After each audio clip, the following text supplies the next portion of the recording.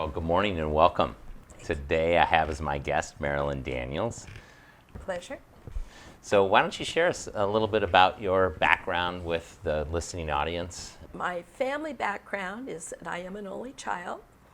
My parents were very strong, devoted people, grew up during the Depression, believed in saving money and investing their money, and they started buying rental property when they were newly married. And then we built, my father was an architect. He designed an apartment building for us. We moved just a block or so down the street. We lived in the apartment building for 9 years while I was in high school, junior high school, college. And they managed the apartment, and we lived there, and that was the beginning of their investment. And it worked out very, very well for them. So, and I was married for 42 years until my husband passed away. I have 2 daughters that are also clients here, and of which I'm very proud. Of course you are.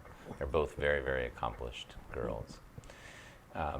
And so your father passed in the early 90s, right? 94. And you then became trustee of their estate.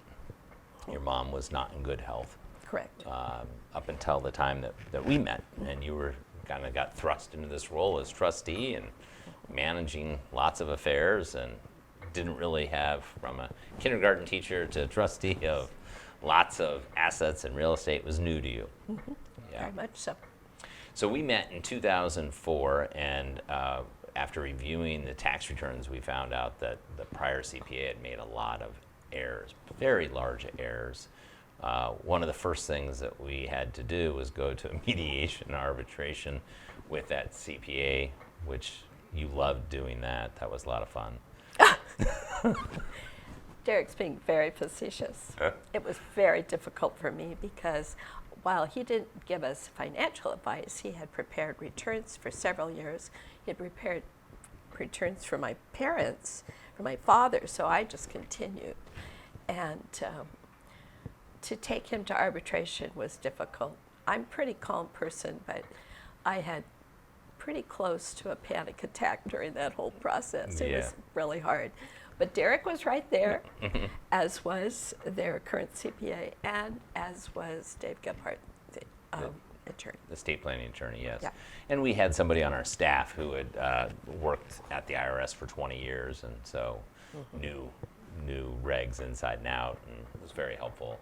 But yeah, when you start off the relationship and hundreds of thousands of dollars in recovery, which was helpful, and then getting all of that stuff set up in the appropriate way was pretty helpful, but painful as well.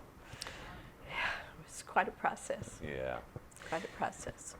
And so your mom, the first thing we did is you really wanted help with us helping put together a wealth transfer plan for your mom to you. No one had they had done very minor things.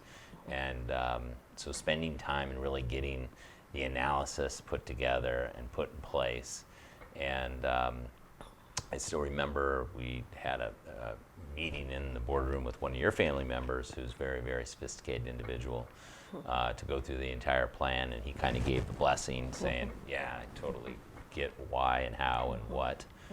And That's right. your mom didn't last much long. I think it was within a year of the planning. And yeah, it wasn't much longer. And then, of course, there was a 706 return filed. And usually those returns go off in a heavy envelope. This one went off in a box.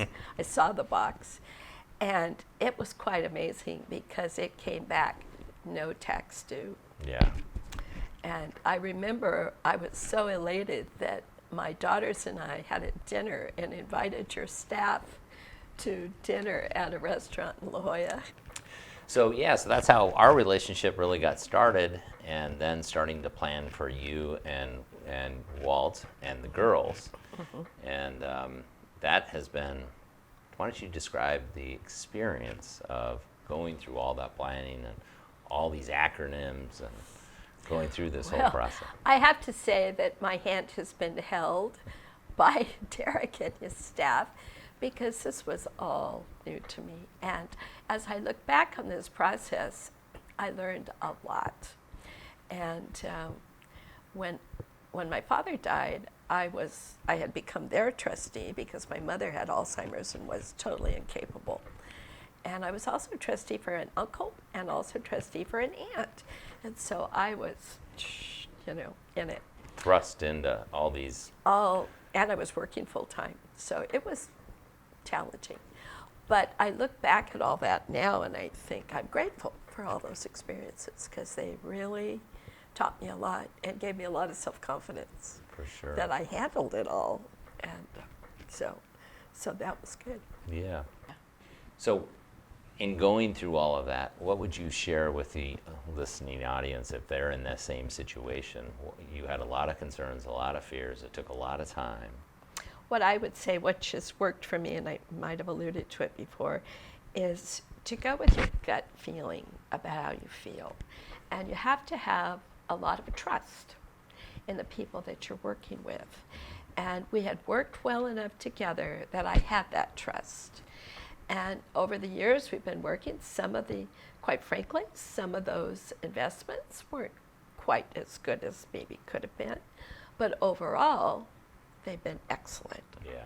So I think you have to have trust in your advisors. Mm-hmm. And go with what your heart tells you. Yeah, goals.